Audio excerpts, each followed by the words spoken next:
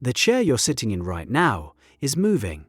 Every atom in it is oscillating millions of times per second, and the only reason it feels solid under your weight is that your hand vibrates at a nearly identical frequency. You've been living inside a world of motion your entire life and calling it stillness. By the end of this, the word solid will never mean the same thing to you again. The Kybalion states it plainly: nothing rests, everything moves, everything vibrates. That line was written over a century ago, drawing on teachings attributed to Hermes Trismegistus thousands of years before that. And modern physics arrived at the same conclusion through an entirely different door. Quantum field theory describes matter as excitations in underlying fields. A particle is a localized vibration. Your body, the floor beneath you, the screen in front of you, all of it is energy in motion, differentiated only by the rate at which it oscillates. So why does the table feel hard when you knock on it? Because your knuckles and the wood share a similar vibrational range. Two tuning forks struck at the same pitch don't pass through each other. They meet and resist. That resistance is what you've been calling physical reality your whole life. The Hermetic teachers understood this. They taught that spirit and matter are the same substance vibrating at opposite ends of a single spectrum.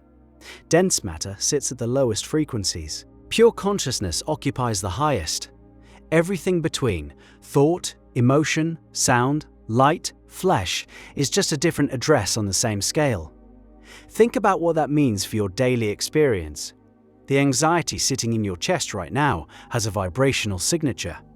That dull, heavy feeling when you wake up and dread the day ahead, it's dense, slow, contracted.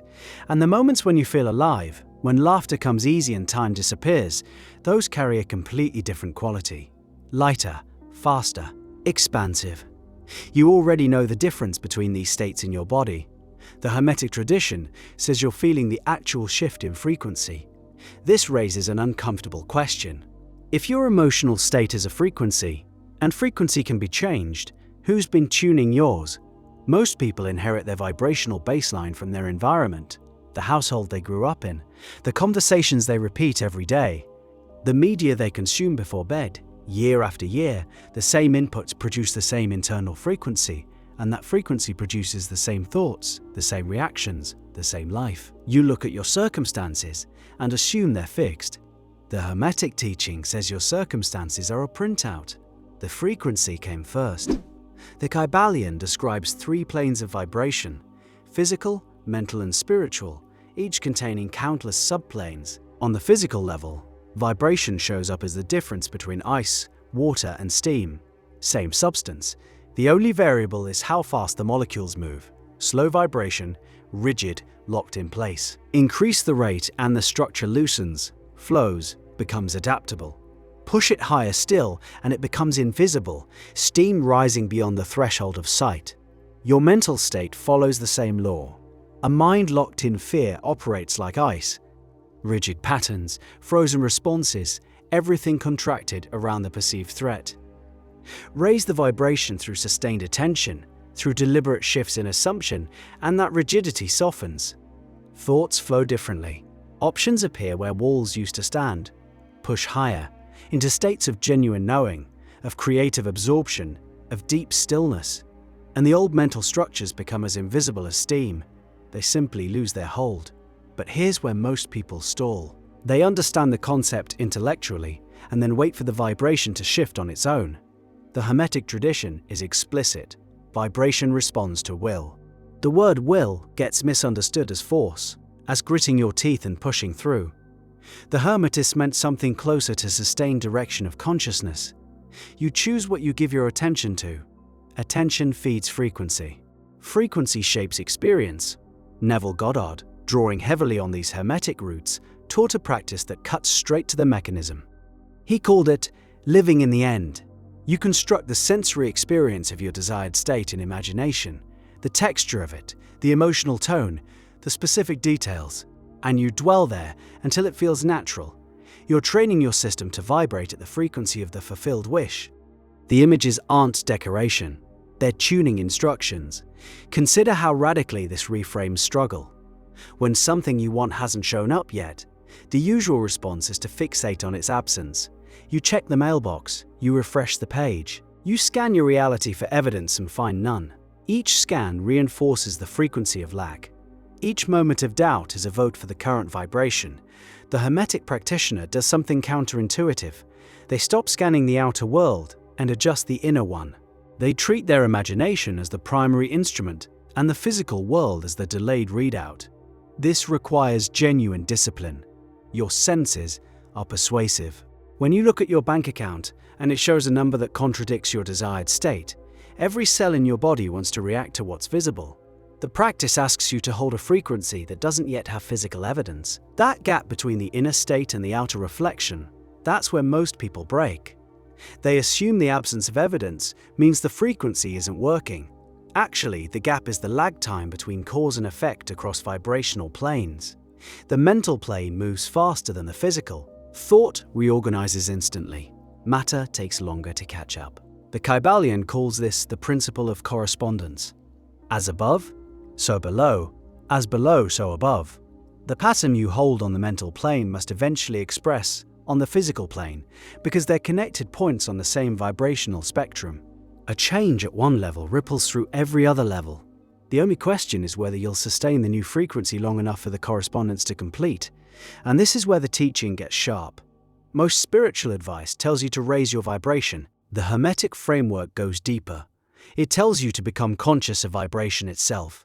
There's a difference between changing channels on a radio and understanding how radio waves work when you grasp that every experience, every emotion, every circumstance, every relationship is a specific frequency. You stop being a passive receiver. You become the operator.